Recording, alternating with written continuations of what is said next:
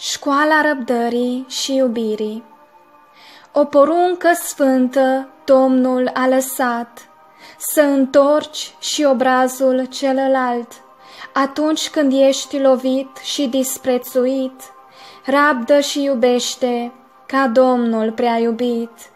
Să nu-ți fie greu să suferi pentru Isus, tu spune, Tată, iartă-i cu privirea în sus. Și tu ai fost iertat de divinul miel, rabdă și iubește în orice clipă ca Emanuel. Nu te răzbuna când primești ură și dispreț, tu rămâi încrezător în Dumnezeu, în harul măreț. Roagă-te întotdeauna pentru cei ce te asupresc și binecuvântează pe cei ce te batjocoresc. Iubește și pe cel ce îți ia haina ta și acoperă-i sufletul cu dragostea ta.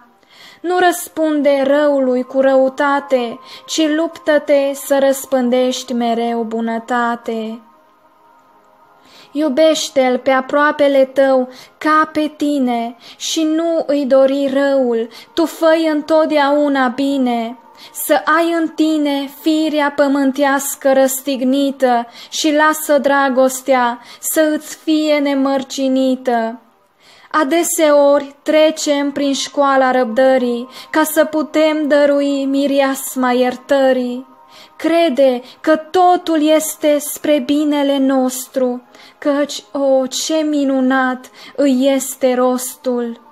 În școala aceasta învățăm să fim ca Isus, ca într-o zi să putem ajunge sus, unde El ne-a pregătit un loc minunat și frumos.